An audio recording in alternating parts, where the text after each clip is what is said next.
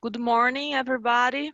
It's a pleasure to have you all here. It's really a pleasure to have you at this first session in the morning, discuss with us about what is the challenges in connection with transfer pricing at a post-COVID area. It's really a pleasure to be with you. I hope you are listening to us well.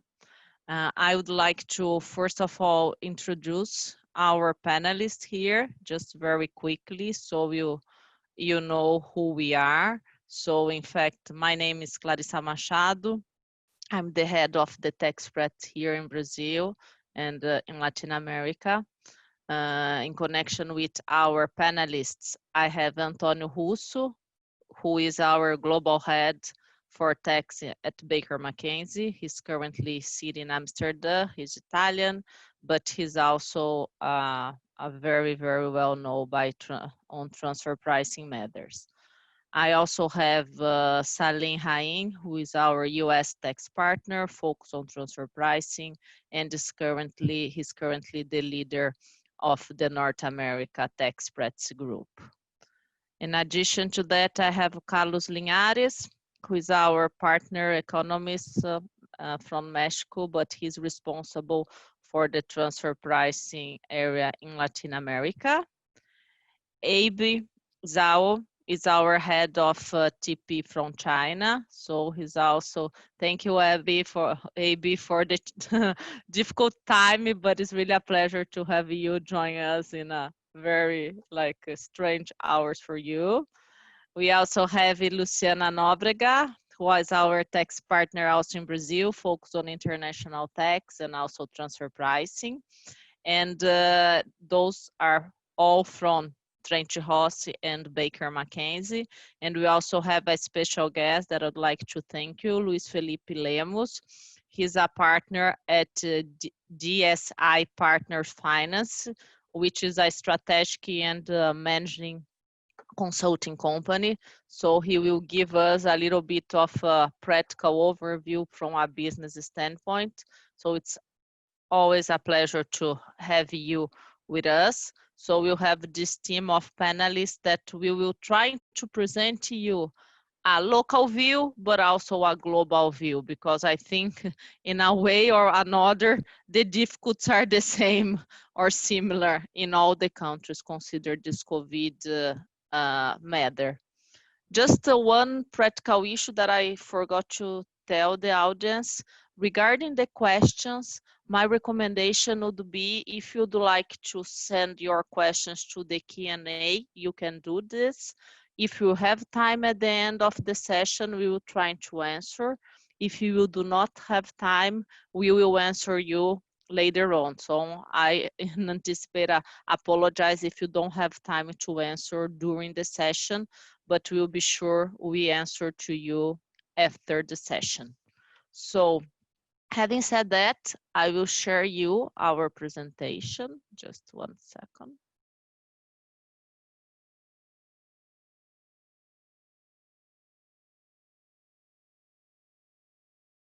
Is that okay? Yes, right?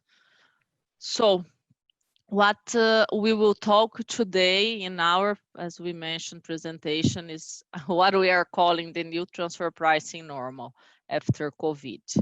Just as a final remark before we really start talking about our subject matter, I just would like to take the opportunity to tell mainly the Brazilian audience that what happened is we just launched an ebook on our currently international tax matters.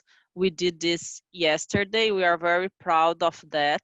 Some of the topics are addressed during our conference. For those who are not addressing, we will make specific sessions in the near future, and for sure we will be invited to this session. And just for you to know, this ebook will be available for download at the Trent Ross Watanabe website and soon at the Kindle platform at no cost. So you will receive a link for download along with a recording of this session later on. So you hope you enjoy and feel free to ask us and if you have any doubt. So this is something for you to, to read during this time. So I already introduced you the panelists. You also have them here, and you also have what's the most important, the email address of each one. So feel free to send us emails with questions that we will answer to you.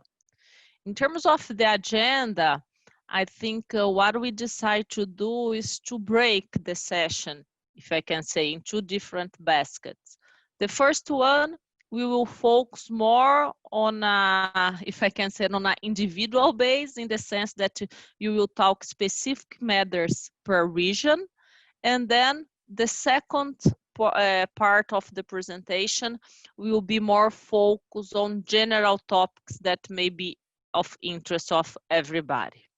So just as a really introduction, what do we see? Because what happened, in fact, when you talk about transfer pricing, we always, at one way or another, at least on my very simple pragmatic view, we are talking about allocation of profits.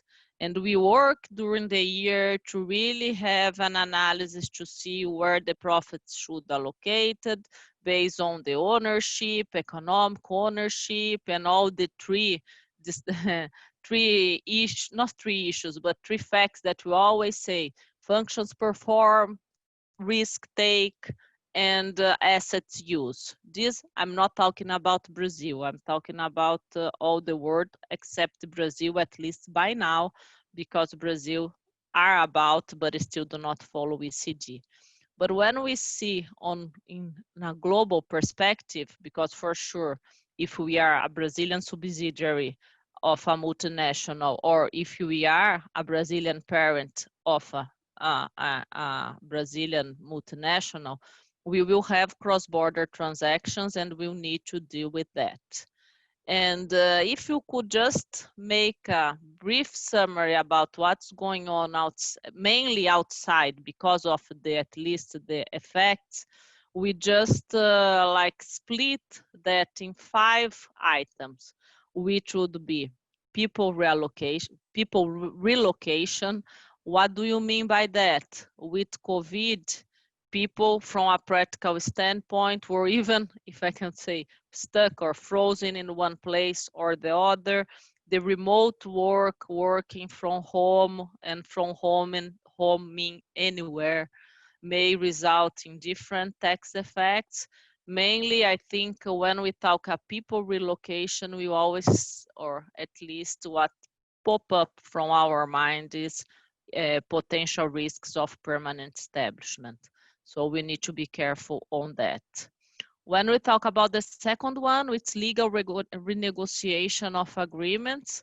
This is, I would say, it's an endless discussion, very relevant, because COVID was not expected, should be considered a force majeure event, which are your rights and obligations in connection with the existing contracts pre-COVID. We need to think existing intercompany agreements. So this is very relevant, and it's something that I think pretty much all the companies are facing. When we go to the 31, or the operations, of course, we talk about supply chain, and this, we know that there is a disruption or a change, and also a reduction of profits. And if there is a reduction of profits, how we will balance your transfer pricing analysis, because you are counted on 100, and perhaps this year you have 50, or perhaps you have even loss.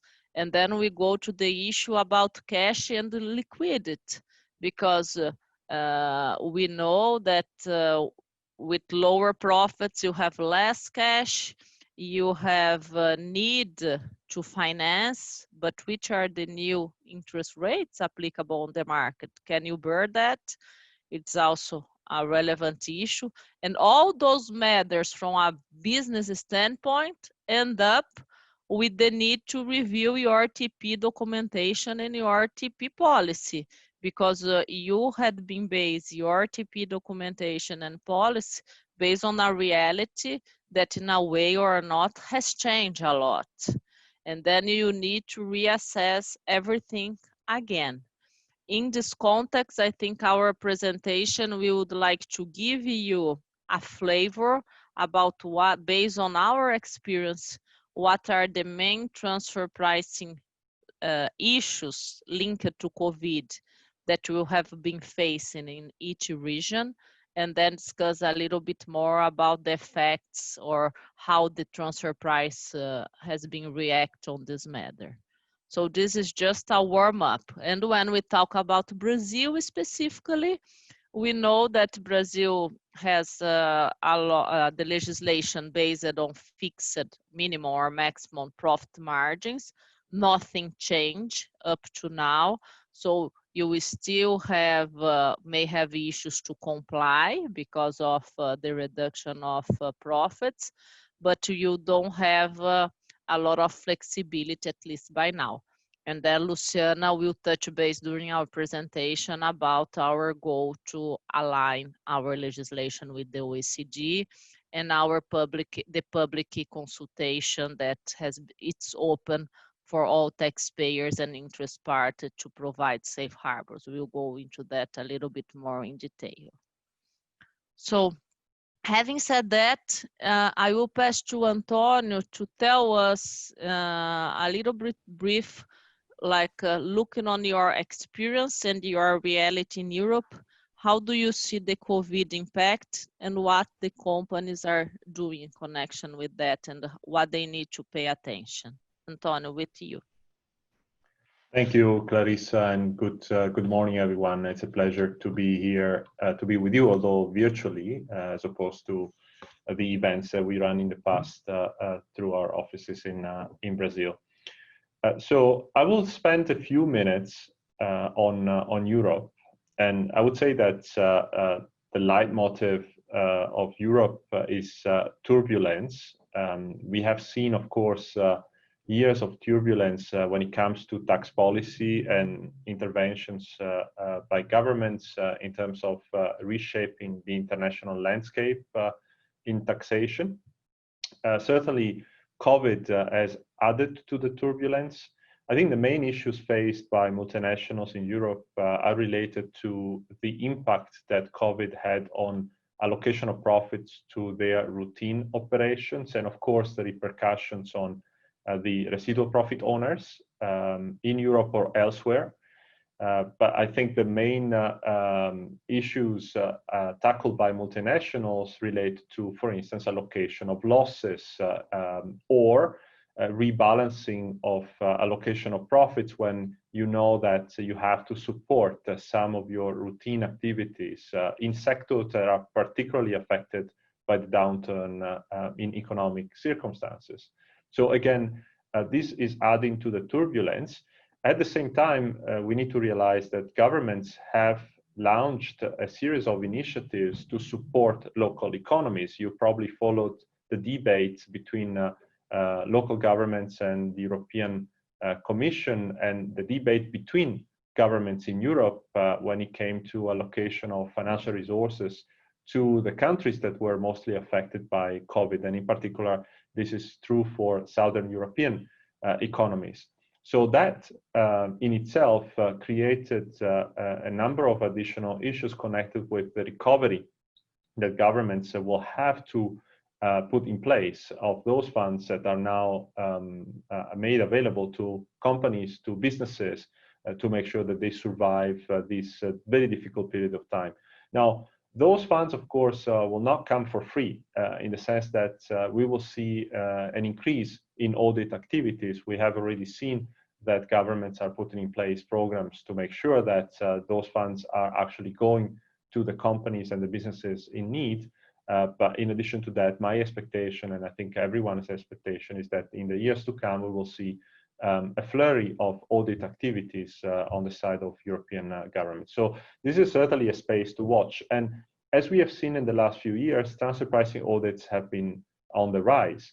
And in addition to that, we see more cases in transfer pricing brought to court by tax authorities, which in the past were more reluctant in terms of litigating transfer pricing cases. Today, we see that tax authorities have become bolder and they pursue their wins, or what they perceive as potential wins, even in court, as opposed to what was happening in the past. So the landscape, as I said, one keyword, turbulent, and will continue to be turbulent in the near future. I just wanted to share with you some highlights of recent developments.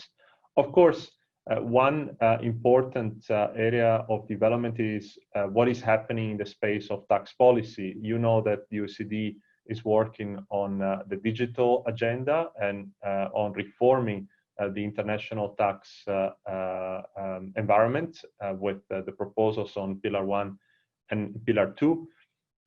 This will reshape, and it is expected that we will have the blueprints of both Pillar 1 and Pillar 2 in October this year, but this is going to certainly reshape the international tax environment.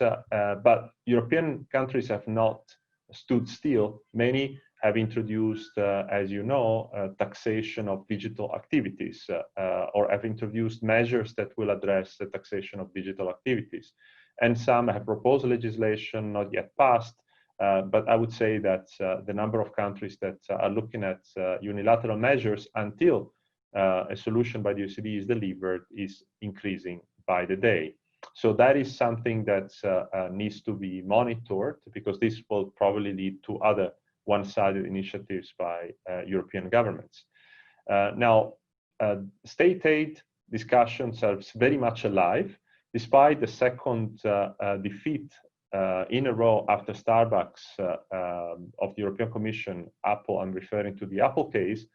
The European Commission will continue to pursue state aid cases, so we will see more activities and more interventions on the side of the European Commission, with more cases investigated. We have been notified, not yet publicly available, of a number of cases that the European Commission is currently addressing as preliminary investigations. Let's remind ourselves that state aid cases can be pursued by the European Commission on their own device or on their own decision. So the Commission decides to pursue some cases, or they can simply act upon information that they receive from the public, from the general public. Anyone, private citizens even, can start a state aid investigation by denouncing to the European Commission situations that they believe may be in breach of state aid law or state aid prohibition in the European Union. Now, something else that I wanted to mention, and this is in the context of this turbulence that I was referring to before, is the fact that at the same time, the European Commission is trying to pursue simplification when it comes to tax measures. And on the 15th of July, the Commission has announced a very comprehensive and far-reaching package to achieve fair, efficient, and sustainable taxation across the European community. This package is very extensive. It contains 25 measures. Some are simplification measures, some relate to more transparency and collaboration between taxing authorities. By the way, this is a theme in itself, collaboration between taxing authorities. In the last few years, we have seen more and more audits that are coordinated between member states. We have a specific directive. I will mention that in a moment. That directive is on cooperation on tax matters, and that enables tax authorities across the European community to cooperate on audits of multinationals. These can be simultaneous audits, or can be even joint audits, meaning when tax authorities of different countries assemble an audit team together. So they provide resources for a single audit team composed of tax inspectors from different jurisdictions. So we have seen more and more activities in connection with simultaneous audits, or multilateral controls, as they are called from a technical perspective, and joint audits in some cases as well. So this comprehensive package is really setting strategic objectives for the European community in terms of simplification of the tax systems, which goes in the direction of taxing more evenly taxpayers, and making sure that especially large multinationals do contribute to the coffins of the European Commission, and this is not to the disadvantage of individual citizens. So the tax measures are there to be read by everyone. There is a complete web page on the July 15 tax package. But I think the key thing that you have to remember here is simplification, yes, but also more equity, which means that there will be more enforcement on the side of tax authorities across Europe. One last important development. You are aware of the transparency measures that have been introduced over the last few years in Europe, DAC 6, or transparency and compliance obligations on the side of tax advisors. DAC 6 is a modification to the directive I was referring to before, the directive on administrative cooperation between member states, and imposes obligations to disclose tax planning schemes on the side of tax advisors. So this is addressing tax advisors. Well, that directive has been amended several times, and there is a new proposed amendment which is addressing specifically platform economy, or the digital economy and the gig economy as otherwise known, and in fact imposes obligations on companies that operate platforms to disclose income that is generated for their users. So for instance, a platform company that offers the possibility to rent your property to users, to vacationers, then the platform company will have an obligation to disclose to the tax authorities, in fact, the volume of business that that particular owner of real estate or property is generating through the platform itself. So this adds to the complexity of reporting obligations and disclosures. So this goes again in the direction of more equity and more enforcement with the involvement of taxpayers themselves, although those taxpayers are not the ones that will suffer the consequences of more transparency. So with this, I close on the developments in Europe, and again, the key themes that I reported on related to turbulence, more equity, more transparency, and certainly more enforcement in the future. Thank you, Antonio. And I would make, not a joke, but just think, when we thought about the transparent in the past, that we thought about BEPS, transparent of our own activities. Now transparent go one step further, right? Is the other activities that are becoming even more transparent to the tax authorities. And I think for us, even if you have a more Brazilian audience, we have a lot of transactions with Europe, and we really need to be careful, as you mentioned, because the auditing should increase a lot in the next few years because of COVID. And in one point we may say, oh, they will be more flexible because they know COVID, but the issue is that the audit may happen 2 years from now, I don't know, and then perhaps they will not be so flexible because this hopefully has been gone, but it's really good points. So if I could, I will pass to Salim to talk a little bit about the US environmental for us in terms of transfer pricing and transaction. Salim, with you. Thank you, Clarissa. And I'll spend some time talking about developments that have taken place in the United States, particularly with respect to the implications of COVID-19, and then more generally around recent developments even before the pandemic started. So starting with the impact of COVID-19 on APAs, as you know, an APA is an agreement between two treaty partners that gives a company certainty on the transfer pricing of transactions involving two subsidiaries of a company, that allows taxpayers to rely upon that agreement on a go-forward basis. When the pandemic first started and the companies realized the impact that it was going to have on the economy, we started getting questions from clients about the implications of the downturn and how that would affect both existing APAs and ongoing APA negotiations. And the first thing to look at is the actual agreement itself. In the US, the IRS has a standard template that is relied upon as a starting point for purposes of drafting all APAs. And this template has been in place for several years, and it has undergone some modifications in recent years. Historically, the old model template that the IRS had in place had some critical assumption language that made reference to 5 things remaining the same during the life of the APA as it relates to the intercompany transaction that is the subject of the APA. And those 5 things were business activities, functions, risks, assets, and accounting methods, okay? So if those 5 things remain the same during the life of the APA, then the APA continues to be in place and respected. If one of those things changes, then the treaty partners are allowed to revisit the APA to see if changes need to be made to the agreement. In May of 2018, that template was modified and the IRS added 2 more things to that list of 5 things. And the 2 new things that were added were markets and economic conditions.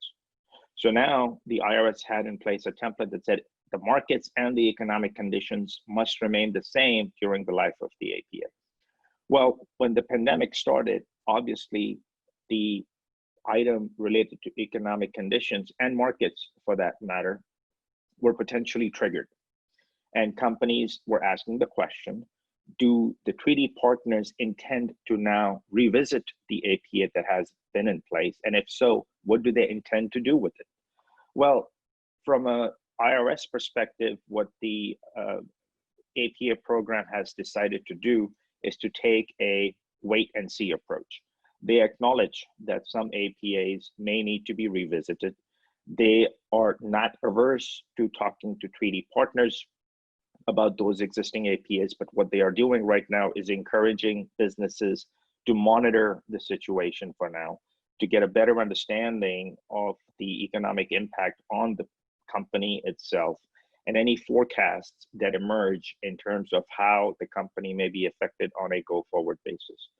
The IRS has also put together a task force that is evaluating these issues, and they have encouraged advisors and companies to come forward and ask questions, send in questions to the IRS so that they can take into account all of the input to better inform themselves of options that they have in terms of revisiting APAs. So that's one of the more significant developments as a result of COVID-19 on the US. The second point here, the impact of government assistance on transfer pricing. You heard Antonio mention earlier that governments have already started giving assistance to companies to support them during this challenging time.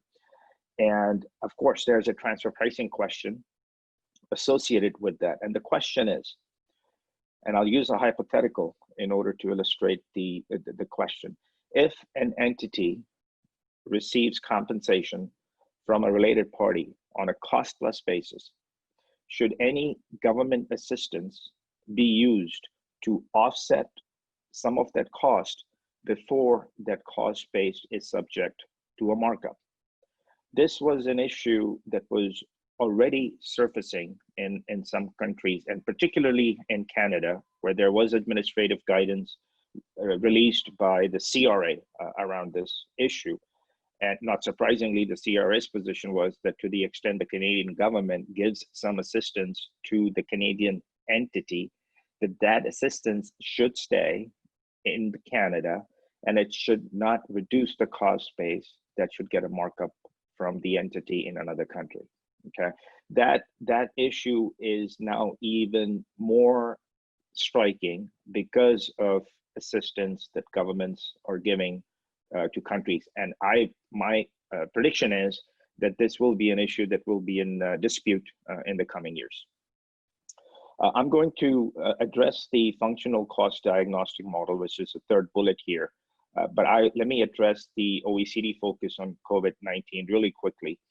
And that is the OECD recently released a questionnaire to business asking the business group members to share with the OECD the challenges that they are facing as a result of COVID-19.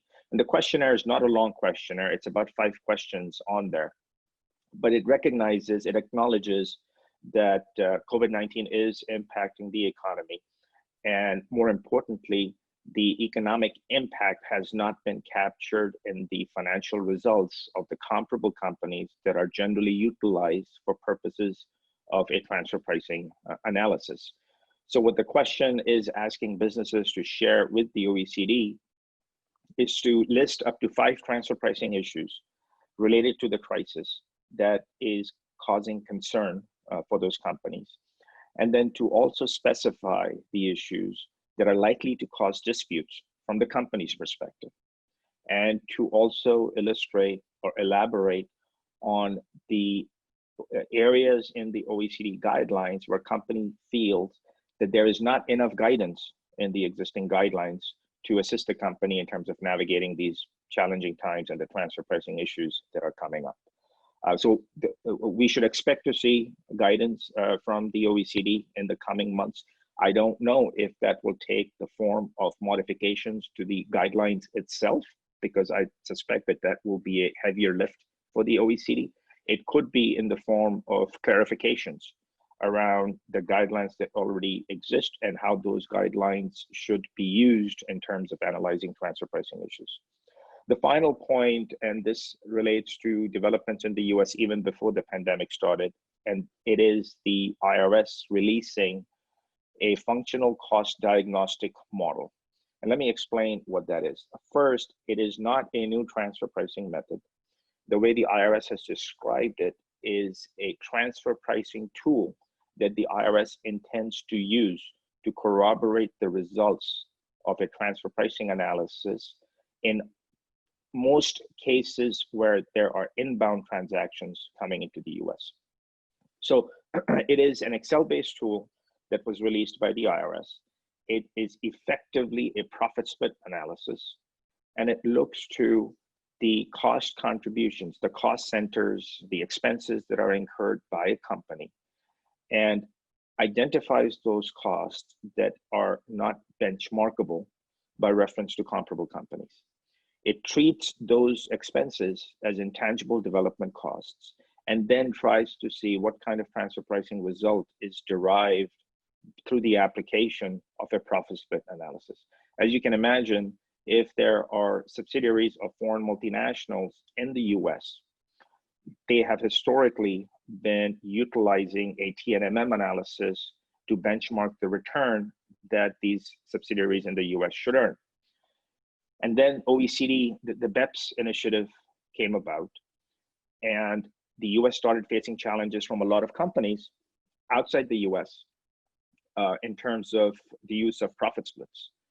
And the FCDM is a way that the US is trying to balance that, and using this profit split analysis tool directed in large part towards US subsidiaries of foreign multinationals. So another thing to keep in mind in terms of negotiations, particularly when it comes to MAPs and APAs, that in the US, we should be prepared for the IRS to use this tool pretty aggressively to try and get comfortable with the results that they are getting from the application of the more frequently applied method, which is the TNMM method. Over to you, Clarissa. Thank you very much, Salim. It was really, really great. I think for us, when we see from a Brazilian standpoint, I think your comment about APA is very interesting, and this additional, let's say, 2 topics that you mentioned about economics and markets, really for us to pay attention.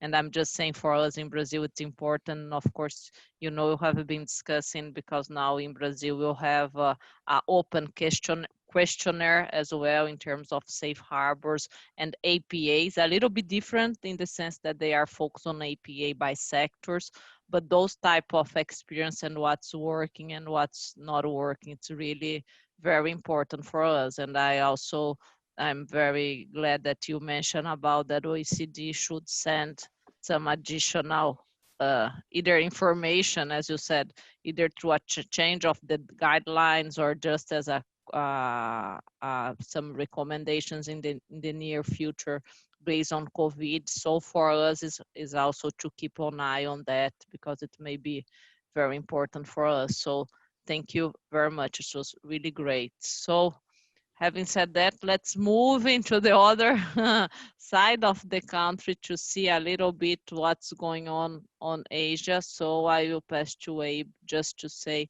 what are the hot topics in terms of transfer pricing after COVID there. Abe, the floor is with you.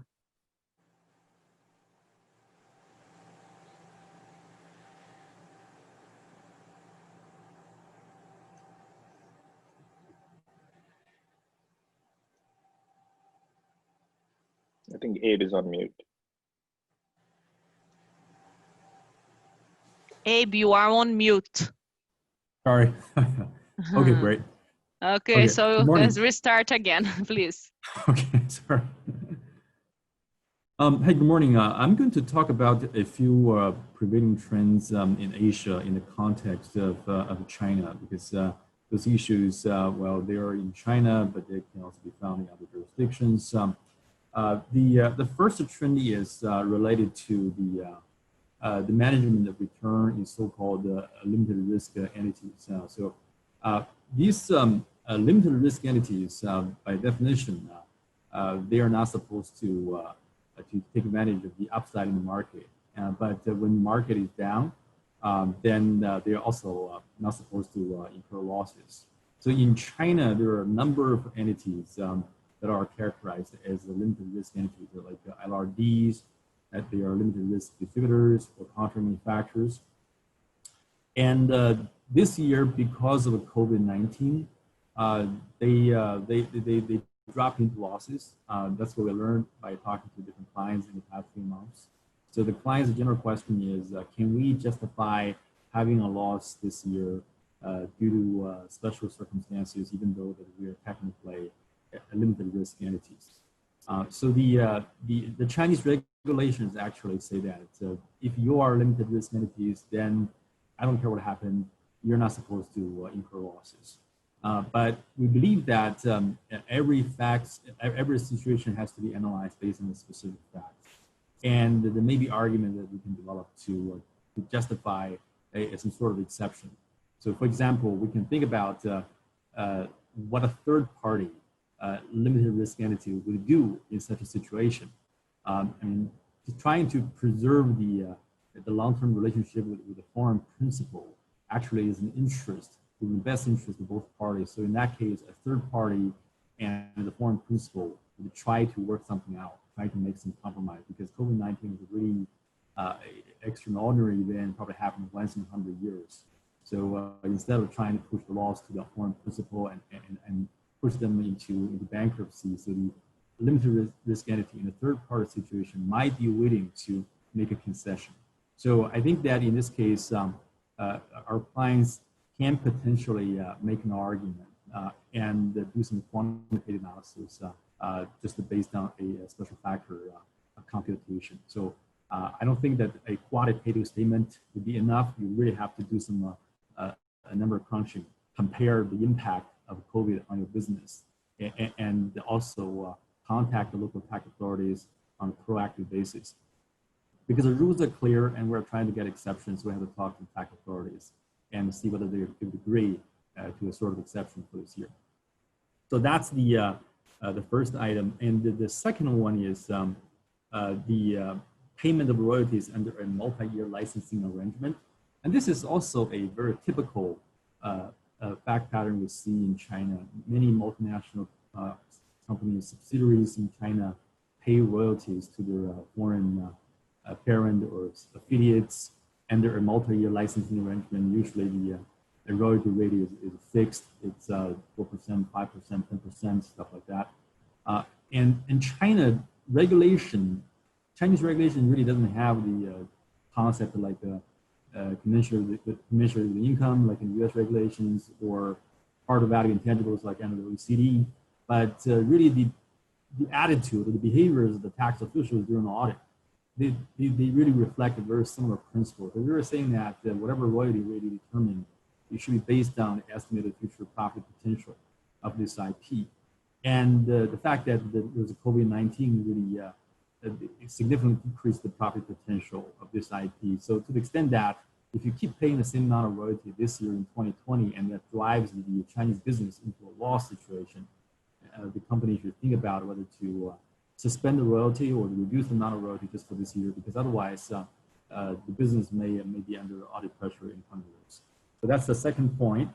And the third point is the relocation of the sourcing and production businesses out of China. And this is also, you probably see this all over the news in the past 2 years because of the trade dispute with the United States, and also because of COVID-19.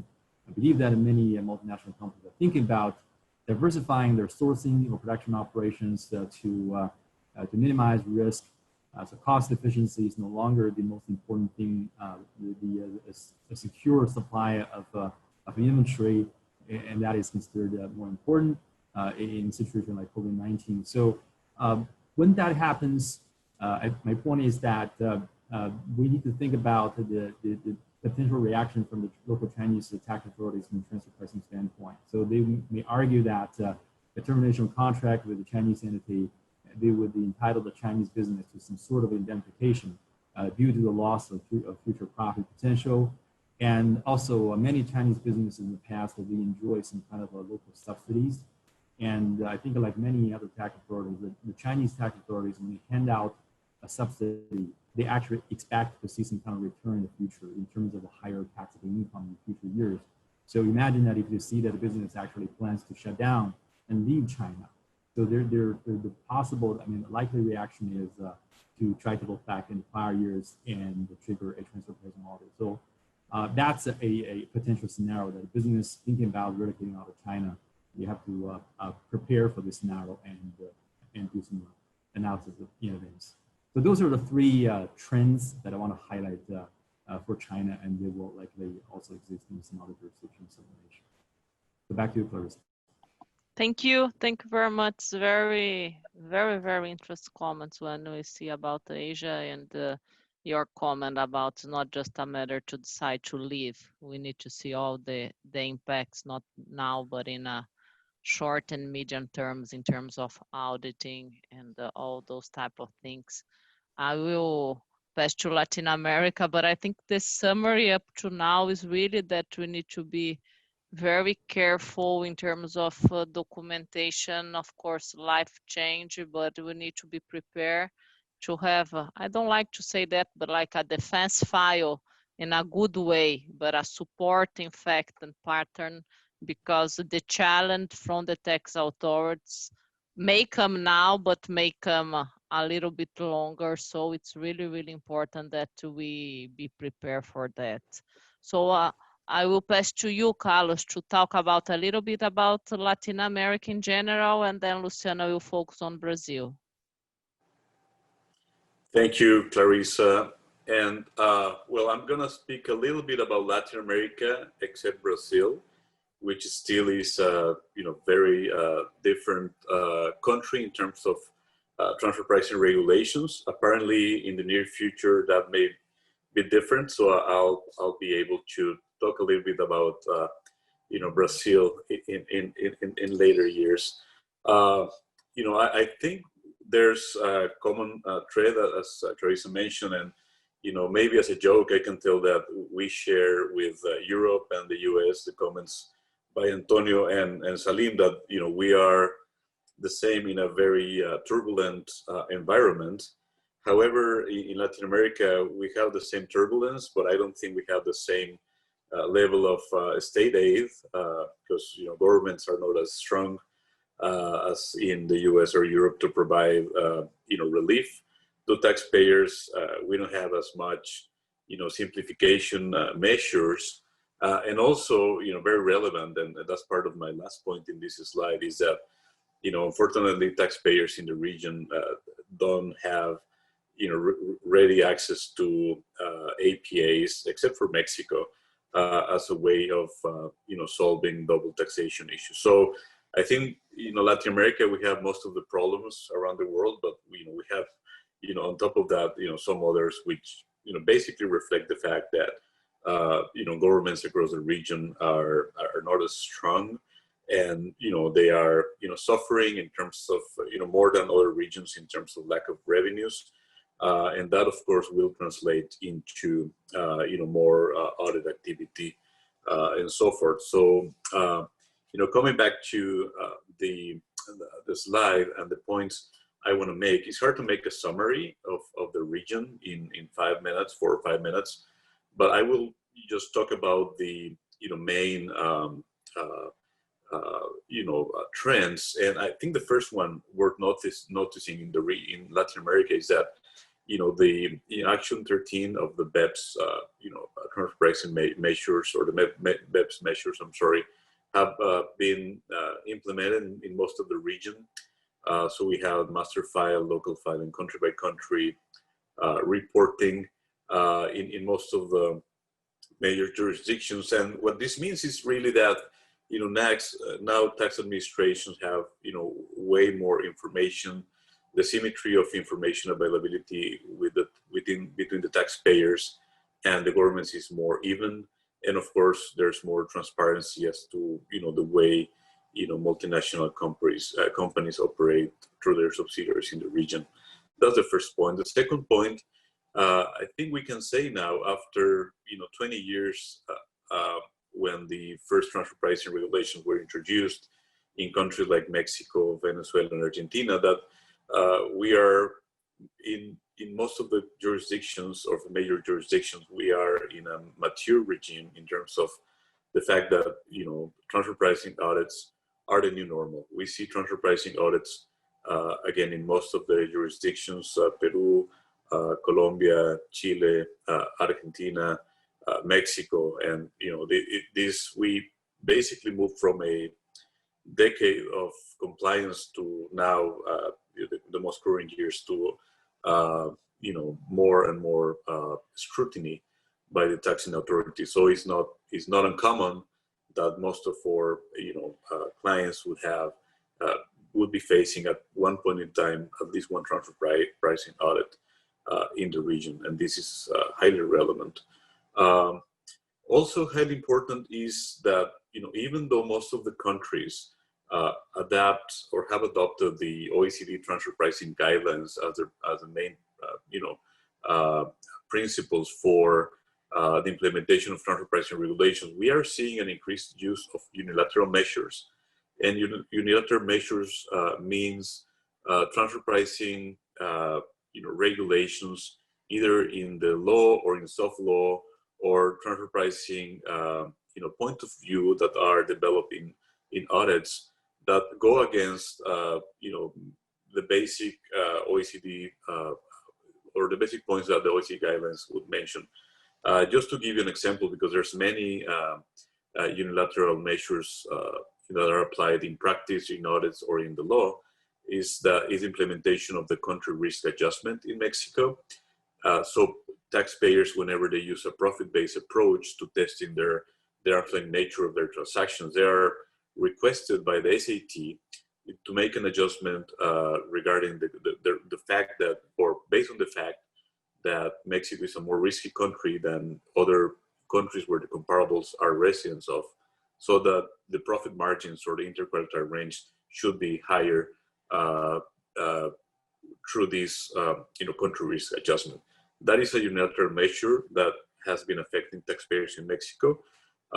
Another example would be the new regulations in Argentina, indicating that whenever a taxpayer makes a marketing or has marketing expenses which are higher than the industry levels of marketing expenses to sales, those expenses may be viewed as valuable contributions, and they may translate into different items, such as potentially non-be deductible, or potentially a change in method from a transactional net margin method to a profit split. So we need to keep an eye of these unilateral measures. We again tend to think that only Brazil has rules which are different than OECD, but again, in Latin America we see more and more this trend. Another very quickly trend in Mexico is that there's some de facto safe harbor. So whenever a company doesn't have a specific ratio of income tax payments to sales, for example, the SAT would think that that company may have some issues, and they would open an audit, and they would say, instead of going to transfer pricing methods, they would ask, you need to make an adjustment so that your taxable income is a specific expected percentage. And that's, again, totally against OECD. It's not law, but we see that in audits coming up very often. There's a strong focus on marketing, intangibles, and advertising and promotional expenses. We see this trend everywhere. We have seen recent audits in Chile, in Peru about this, but I would say the countries which are more advanced in these ideas is Mexico, Argentina, and Colombia. The issue is that the tax authorities in these countries would consider that if a subsidiary of a foreign multinational, which is not the owner of the brand, is making investments in marketing, advertising, and promotion, those companies would be, de facto, without looking at the DEMPE functions, the owners of the intangible property. So the consequences, depending on the country, may be not the non-deductibility of marketing and advertising expenses. We see that in Mexico a lot. The change in method from a transactional net margin method to a profit split, or else the rejection of the deductibility of the intercompany royalties. So we see that these three different outcomes, all of them, of course, not very good outcomes for the taxpayers.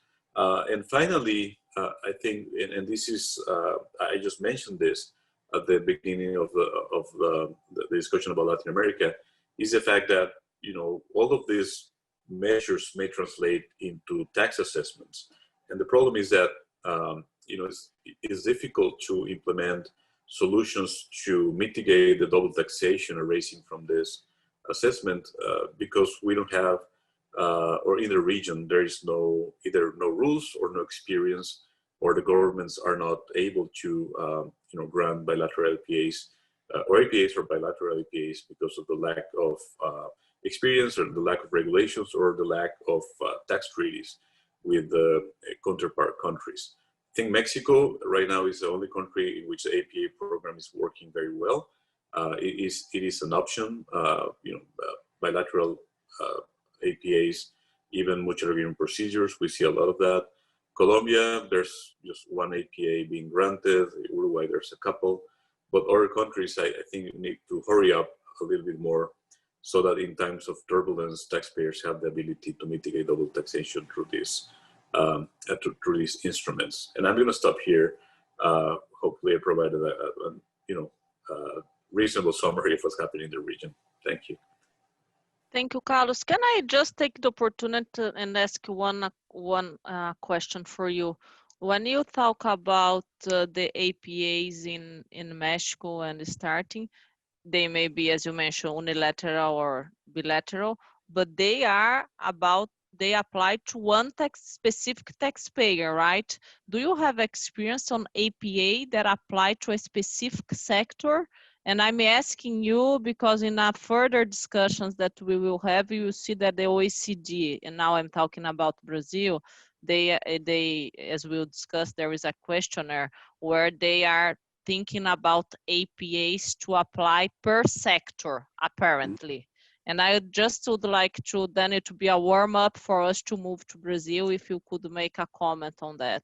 I just think this right now. Yeah, by all means, Clarissa, and that's a very interesting question. And the answer is yes. In Mexico, for a long time, there's been a regime for inbound manufacturing companies, which are denominated maquiladora companies in Mexico. And there is, especially for maquiladora companies, inbound manufacturing companies, which are subsidiaries of US companies, there is a program which has been agreed between the Mexican SAT and the US IRS, which is called the Qualified Maquiladora Regime, which is like a blanket APA optional blanket APA for any maquiladora company, which is a subsidiary from a US company, to apply for that. It is called a fast track. And even though it is on an individual basis, the methodology and the program is exactly the same for each maquiladora company that wants to enter this program. There's also a safe harbor, which is optional, but many companies have been opting for maybe 800 to 1,000 maquiladora companies have opted for the qualified regime. And I would say that would be a good example of how this can be achieved. Great. This qualified regime would be like an APA. It's an APA with a type of safe harbor. Okay. That's correct. That's great. And it's very interesting that you, when you talk, and then I will just make a turn to Brazil, but when you mention about the increase, about discussions in Latin America, that's closer to us, at least physically, in terms of marketing and tangibles, this issue about economic versus legal ownership. This is something that we don't have in Brazil. As you know, we are pretty much focused on legal ownership. And even when we talk about royalties, we have our perhaps unilateral measures, if I can say, are the old rules, even before the transfer pricing rules, but are still in place. But I also really like your comment about unilateral measures and the example that you gave about country risk adjustment. That this is, I don't know, this is my personal view. I think these unilateral measures in a certain way, from perhaps I'm very too simplistic, but would be in a way or another a kind of safe harbor or additional measure that may be an option for Brazil in order for us to have the alignment. I will pass to Luciana to make some comments, and then we may further discuss this matter. Luciana, with you. Thank you, Carlos, again. Thank you, Clarita. Thank you, Carlos, for the introduction to Brazil as well. Hi, everybody. It's a pleasure to be here. Thank you for attending our conference. We're very happy to have such a large and diverse audience with us today. Well, in terms of the impacts of COVID specifically on the Brazilian transfer pricing rules and compliance, my personal view is that the impact is quite limited. And the reason for this is that different from the US, Europe, and Latin and APAC, Brazil does not adopt, as you all know, the OECD transfer pricing guidelines. So the fixed margin systems foreseen in Brazilian legislation, they work for better or for worse, right? So in times of crisis, whenever the profit margins are affected, there is no way out from the fixed margins as well, or at least no easy way out.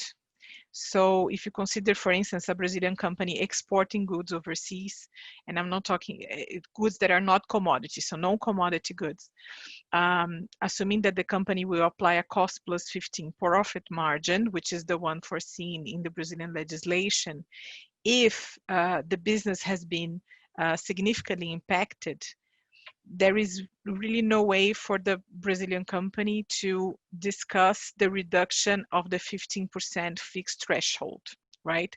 We could go to that option of Portaria Ordinance 222, but we know that this is not an easy procedure, it's not really common, and there are a number of conditions that some companies cannot fulfill, such as internal comparables, and depending on the type of transaction. So at the end of the day, in the crisis, it might be that since the profit margins are affected, but the transfer pricing rules are fixed, what may happen is that we may see this year a great number of tax adjustments in Brazil, unfortunately.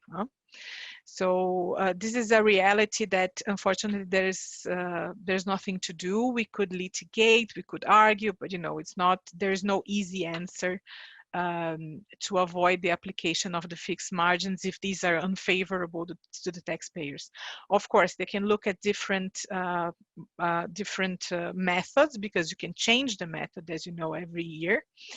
But it might be that a tax adjustment becomes an inevitable conclusion to the fiscal year of 2020 and perhaps 2021.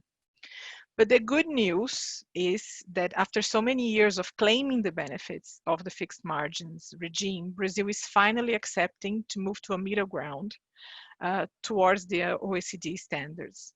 The reason for this is that Brazil wants to become an OECD member state. And this is, of course, a political decision. It's not only a tax-driven decision. So the decisions are taken on a much broader level.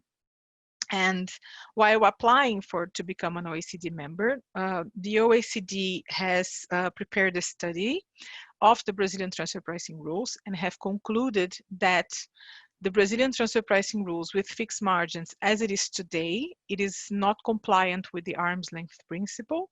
And therefore, if Brazil wants to join the OECD, it will be necessary for Brazil to adjust to the OECD transfer pricing model. However, at the same time, the OECD is a bit more flexible today than what it used to be.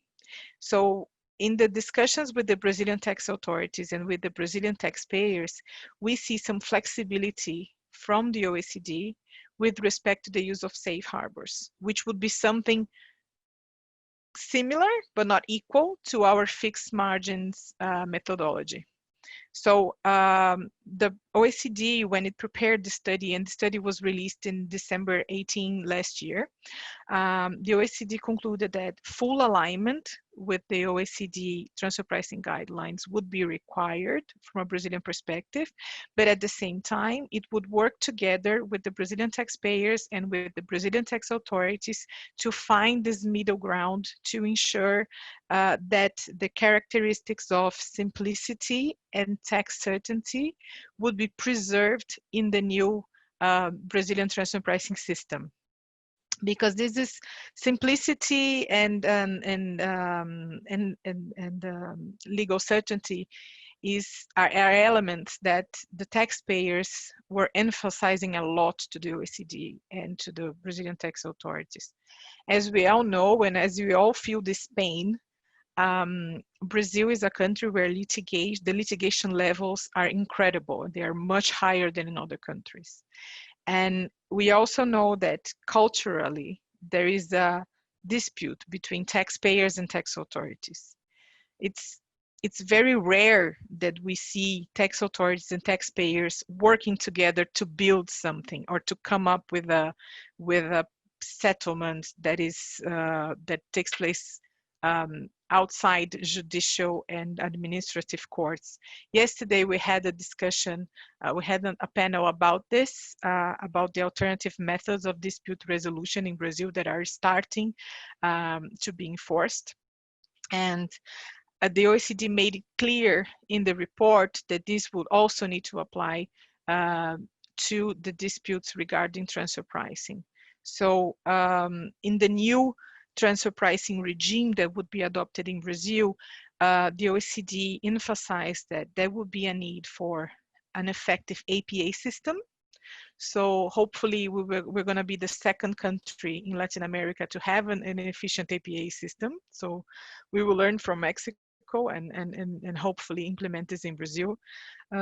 We need mutual agreement procedure that is effective, because currently there is one in place, but there is not even a deadline for a mutual agreement procedure to end. So the effectiveness of the mutual agreement procedure today is still quite limited, or at least in practice we haven't seen that effectiveness taking place. So it's not really a mechanism that is being used by taxpayer that has been proven efficiency. So the OECD recommended that Brazil needs to improve the system. And finally, the OECD agreed that to ensure, and also given the number of transactions involving Brazilian companies, considering how big Brazil is, and also the number of foreign companies working in Brazil, the OECD acknowledged that for certain types of activities, safe harbors might be welcomed. And the safe harbors, according to what was discussed in December last year, would be different from what we have today in Brazilian legislation. It would never be on a transaction per transaction basis, and it would never be on a product basis. it would be on a functional and risk analysis basis, which is something that Brazilian companies are not used to. Foreign companies are, but Brazilian companies are not used to risk and functional analysis. Unless, of course, they're operating in other jurisdictions, so they have experience from their subsidiaries locally. But so the safe harbors would consider the level of complexity of the transaction. It would only apply to simple transactions, the number of comparables that are available, and it will be limited to those scenarios. So for complex transactions, safe harbors will not apply. And then there are open questions. There were open questions. They're still open. If the taxpayers could opt in and opt out, what would be the frequency? How, if safe harbors would be mandatory or optional for taxpayers with that limited risk and functions. So if you fit into a safe harbor, can you claim that you don't fit into the safe harbor, and how do you get out of the safe harbor? And that is also where the APA will come strongly into play. So for complex transactions or for deviations of the safe harbors, it might be that the Brazilian companies will now have, or will soon have, the route to an APA. So they could discuss openly with the tax authorities their business, their profit margins, their recent functions, and on a hopefully fruitful and collaborative discussion with the tax authorities, find some certainty on the profit margin that that Brazilian company should recognize in a particular transaction. So based on all of this, what we need in Brazil is not only a change in the law. I think this is inevitable. It will come soon. In the conference last year, they mentioned something around 2 or 3 years. Of course, they were not expecting COVID, but still things are moving in spite of COVID. So 2 or 3 years might be a reality. But not only there needs to be a change in law, there needs to be education to the tax authorities and to taxpayers in terms of technicalities of the OECD transfer pricing model, transfer pricing guidelines. So we need to learn. Tax authorities need to learn the details. So we need to learn from Carlos, from Abe, from Salim, from Antonio. They are our teachers. We need to understand from them how the transfer pricing guidelines operate in detail so that we can apply this in Brazil correctly. And there needs to be as well a change in the culture, right? So the Brazilian taxpayers and the Brazilian tax authorities, they need to learn that they need to work together. So they cannot work against each other. They need to work more collaboratively. So I think this is, it's a change in the mindset that needs to come along with the change in the transfer pricing rules in Brazil. And the public consultation that Clarissa mentioned is a public consultation that was published end of last month, and it will be opened until September 18. And it allows taxpayers to provide comments on what will be this new safe harbor and APA model. So I think it's very positive that the tax authorities and the OECD gave this space to taxpayers to speak their minds. I think we should make use of it, either at an industry level or individual taxpayers level, or I don't know, an academic level. You should think, what is the preferred way for your company to make their point of view to the tax authorities and to the OECD with respect to safe harbors and the APAs.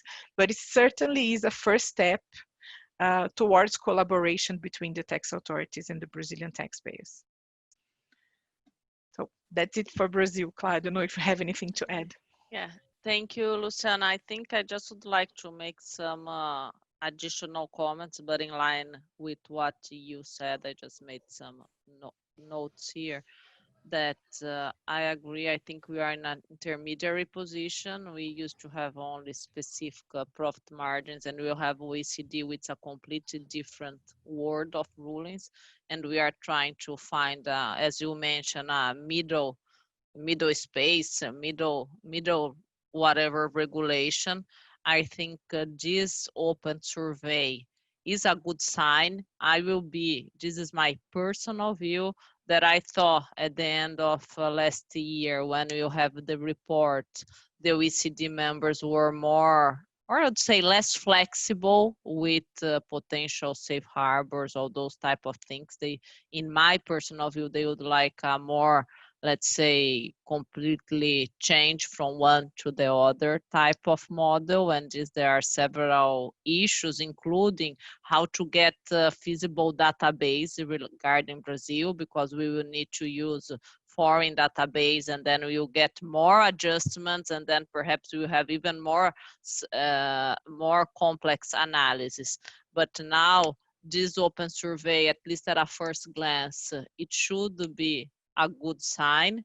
What you have been seen from a practical standpoint, just to share with you, it's that we see more the associations relate to a specific industry. They are more dedicated on that rather than taxpayers individually, because a claim from an industry in general should be the same. There are a lot of discussions and challenges, such as some associations for certain industry. They are not happy with the survey because they understand that safe harbor for standard transactions are not enough. They would like to get a more like our current rules. So there are a lot of discussions in the market and pressure, although it appears to be a good sign. There are a lot of people and associations that are not into the agreement, that I would like a little broader a spectrum for, let's say, in this way. And we need to pay attention.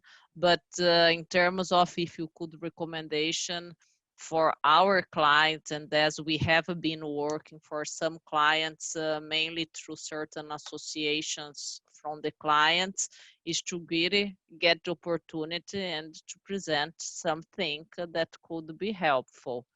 My last comment is just for you to know. I think I was not supposed to say this right now, but just for you to know before I pass to Luis, is that consider that Luciana mentioned that we need to learn from Carlos, from Antonio, from Abe, from Salim about how does it work outside, for us to know. We have the intention to get just for you to know, I will make a just small advertisement here before we move forward, about we will launch a course for our clients in connection with the OECD and all the transfer pricing rules. You will receive, we are working on that. So be prepared that we will provide this opportunity to you very soon. So having said that, we talk about all the changes, but how, let's get a view about in terms of business in real life. Luis, can you give us some insight and some inputs that you have been experienced locally and with your clients, please? Great, for sure. First of all, thank you, Clarissa and the panelists for the invitation. It's really an honor to be here, sit with you guys.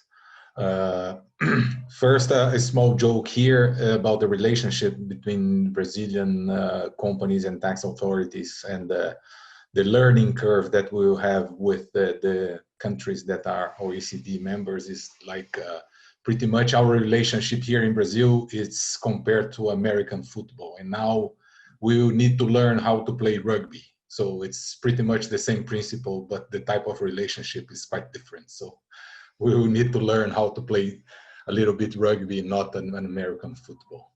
On a business side, what we are witnessing with our prospects and clients in DSI partners is how to transform this COVID pandemic and the results or the outcomes in the businesses from a threat to an opportunity.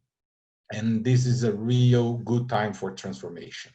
The challenge here is how not to just surf the opportunity and really do some deep transformation in the companies.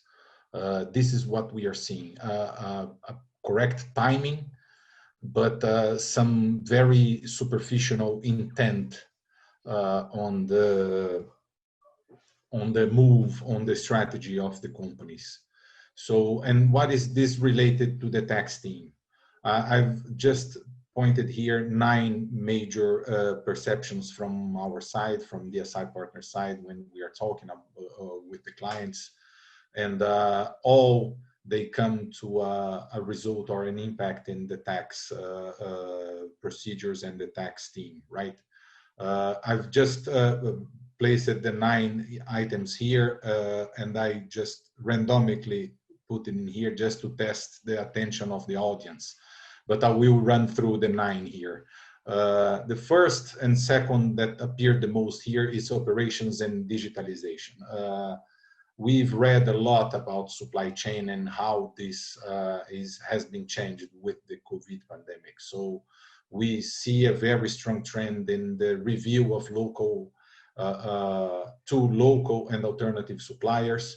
The just-in-time is not the most modern approach on supply. We see a change to just in case. We see very opportunistic trends in supply and develop and make retail close, more close to the production, to the manufacturing. So this in supply is a big change. Together with that, digitalization or digitization, we see a boost on automation and digitization trend. We will see a lot of increase and surfing this wave of digitization in all types of sectors, even B2B. We see NASDAQ breaking records after records in the past month. So I think that this digital and technology outburst is here to come. On innovation, it's a different side of digitalization. Also, a greater pressure from big companies on thinking as a startup, or making this trend of startup acceleration and launches very close now to big companies. We see here in Brazil big companies making such types of spin-offs or creating their innovation hub apart from their usual businesses. So this is also a big trend that we are seeing, and companies are seeking us how to develop this innovation mindset. On the capital or cash side, we see 3 major trends in here. First is more speculative capital searching for better results, better returns. So this is because of the low interest rates that now are to come. So here in Brazil, we see a very open IPO window.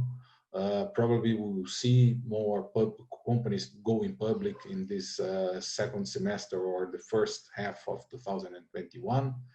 On the other hand, companies that are not very liquid or with a cash issue, probably they will be seen as targets for M&A moves.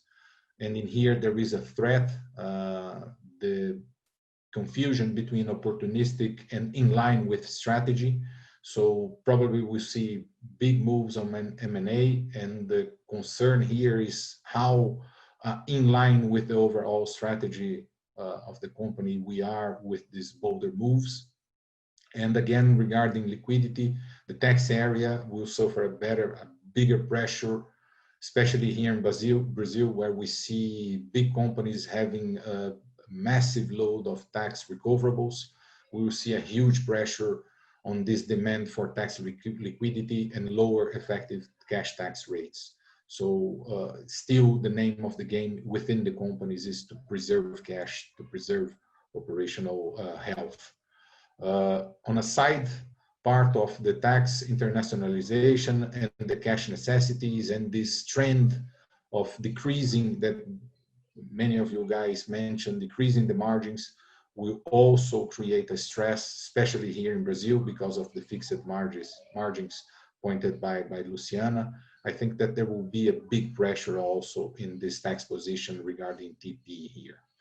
On a soft skill side, we have leadership and succession. On leadership, we have this perception on TP, on the workforce and this remote workforce. So probably we'll see a different trend on the perception of the leadership. And on succession and governance, of course, the moment is triggering some reviews, especially in the family-owned businesses. So probably we will see more of this restructuring of these family-owned businesses, creating succession and increasing governance. All in all, all of this will have tax impact. So these are my key takeaways here on red. Strategic review requires in-depth analysis. We could serve some moment opportunities, but this must be in line with overall strategy of the company. And for the tax leaders, we must speak out on impacts and consequences of such changes. We are, in many companies, the only friction point with the government as a stakeholder. So if there is a change in the perception of how the business will be conducted, in the massive changes on strategy, tax leaders must speak out and point out what are the impacts for the corporate side of the company. This should be and will be subject, as Antonio and Luciana mentioned, for the government is business as usual. We have TP audits everywhere. We have increase in litigation. So changes in the strategy should trigger tax impacts, and tax leaders should speak out on that.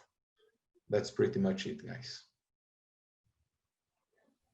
Thank you very much, Luis Felipe. It's really a good view about what's going on from a practical standpoint.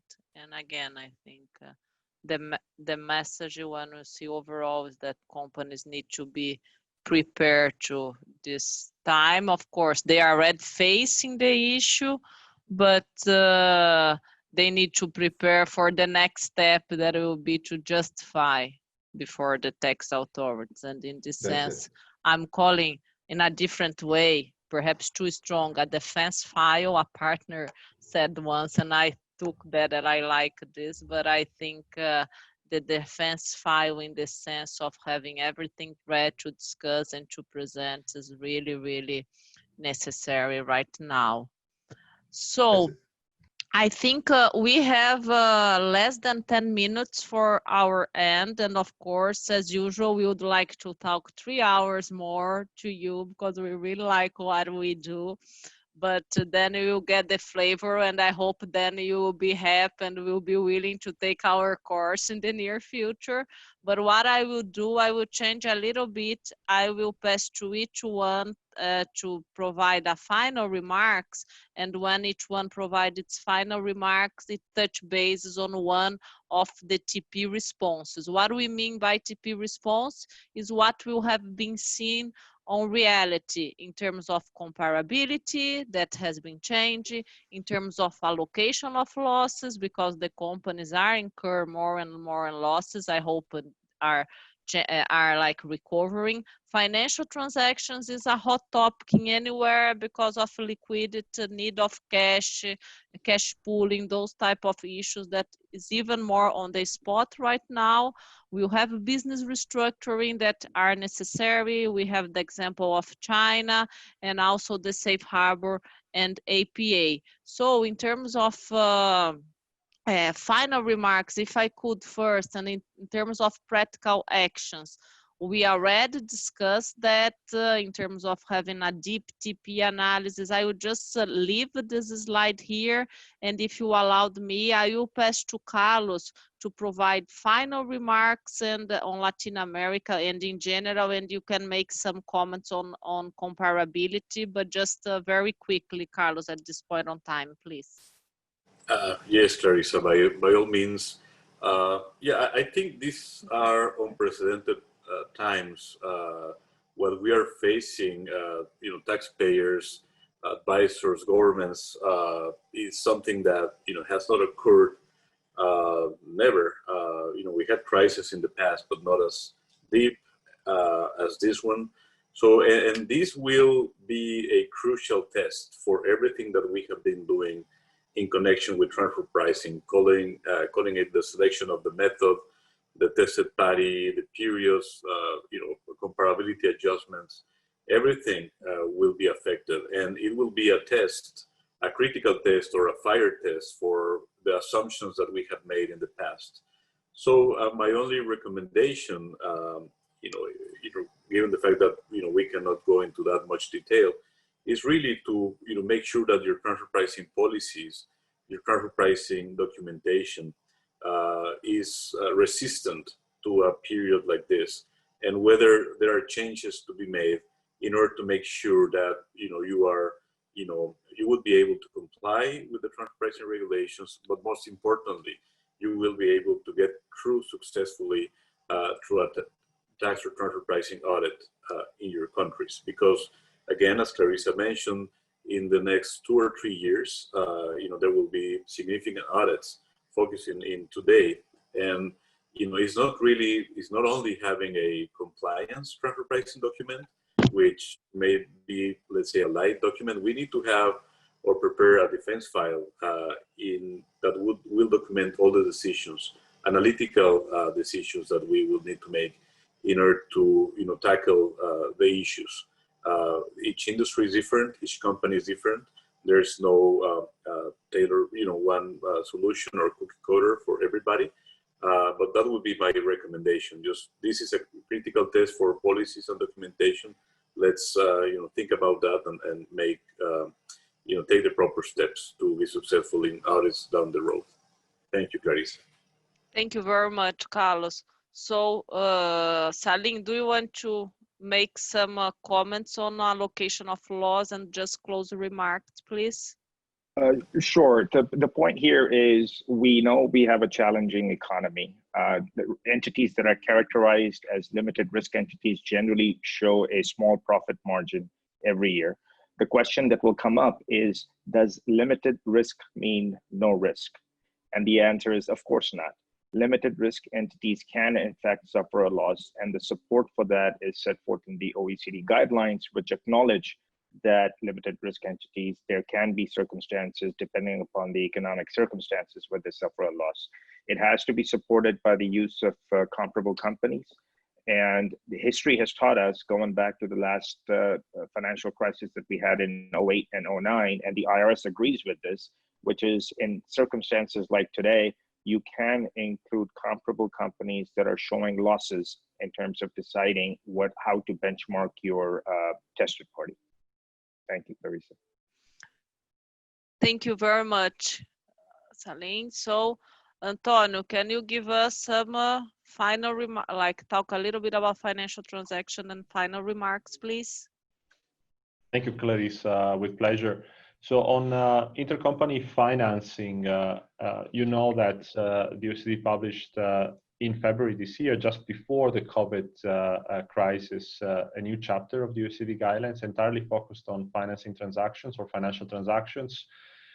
This was long in the waiting and long in the making. Now, the guidance is in fact nothing that we were not expecting, but I think the leitmotif here or the key takeaways are pay attention to intercompany financing. This is an area of very high interest on the side of the tax authorities, certainly augmented by the fact that in a period like the one we are living through, there is going to be even more stress placed on capital structures for multinationals. So definitely if I were to give one key recommendation, is pay attention to your intercompany financing policies and the way you deploy capital within your organization, and make sure that you have a process and strong support for your position. So, because this is an area that will be increasingly picked up in audit. So we have seen this in Europe over the last few years, and this will be true also in other jurisdictions. That's great, Anton. And I think financial transaction, regardless of your industry, you will have. So it's a issue that cover anyone and everybody. So we need to pay attention. And just one remark about Brazil, that you know, our when you have financial transactions, we have specific spreads and margins, and let's keep an eye to see what's going on. Even consider that LIBOR will not exist in the near future. So for us that are Brazilians is really, I think, an additional challenge for us. So perhaps, AB, you can just make some comments on business restructuring. I think you already mentioned about China, but can you just make comments very quickly for us? Sure, yeah. Many companies undertake business restructuring to cope with COVID-19, whether it's about converting the characterization of a company, whether it's about shutting down a business, terminating contracts. So the most important thing to be aware of is that if those transactions causes a transfer of value between affiliates across border, then that's likely going to attract attention from the tax authorities. So my recommendation is that to perform a good functional analysis on the restructuring settings and identify those transaction flows and see whether any transfer pricing policy changes need to be made, whether new agreements need to be put in place. And good thing good practice is to put together good documentation to prepare for future challenges, and also understand in many countries some of the practices don't have precedence and the regulation not very clear. So it's important to engage in active dialogue with the local tax authorities and get their view ahead of time. So that would be my main recommendation. That's great. Thank you very much, Abe. And I think just to end, I think Luciana already talked about the safe harbors. Those are some practical actions that we have been discussing, but I think all are covered in a way or another. So perhaps I would just pass to Luis to the last 2 minutes if you'd like to talk about global consistency a little bit, Luis. 2 minutes, it would be great for us to end our panel in 5 minutes at the most. Yeah, Clarissa, thank you. And it's all about global consistency. My major concern here, speaking about Brazil, in the overall and worldwide context of a global presence company, is this eventual change in the regulations here in Brazil, aiming OECD standards. Probably this will create a certain accommodation of the TP policy worldwide, and this should be considered as a concern for the global companies, because sometimes there are some, let's say, the mismatches creates opportunities, and probably there are some TP policies within groups that are already established considering these mismatches.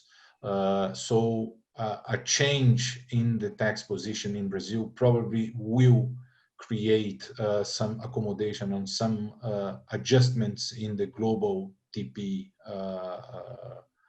policy could create. So my take here is to aim for this consistency. If there is a change, this should be deeply discussed, and not just because of the change in the regulations. We should do a change right away in the TP policy within Brazil. So I think this is a major concern. And before or even because of this Brazilian change, it goes back to this global consistency. COVID it's very created massive changes in the way businesses are seen. But for tax relationship with the government, consistency is still key, and this should be cherished. Again, audits are in there, litigations will not stop because of COVID. So still be stuck with the policies, it's master. That's it, Clara. Thank you. Thank you all. I think to the extent that you have just 1 hour and a half, we could cover some topics of interest in terms of looking cross-border. When we look into Brazil specifically, I think our recommendation is take the opportunity now that you have this questionnaire open, taking the assistance of others to know what we can propose in a good way. Do not wait and see, because otherwise you will need to comply with the regulations in an event. We need to move forward to this new change, and I think there are a lot of changes outside and in Brazil, although let's see, behind is trying to get into an intermediary position. So it's really the time for us to act on a proactive way. Let's be the main, take the main position on that. And again, we thank you very much for your participation. Please feel free to send us emails if you'd like. Unfortunately, we're not able to discuss any questions during this presentation, but we'll be glad to do this in the future. And as you may see, we have this team of really experts with a lot of experience that will help us as Brazilians to develop our legislation. And as I mentioned, we should be launching in the near future a course for us to get this knowledge from them. They already agreed to share with us, so I'm very glad that now they are committed to do that, so we are very glad.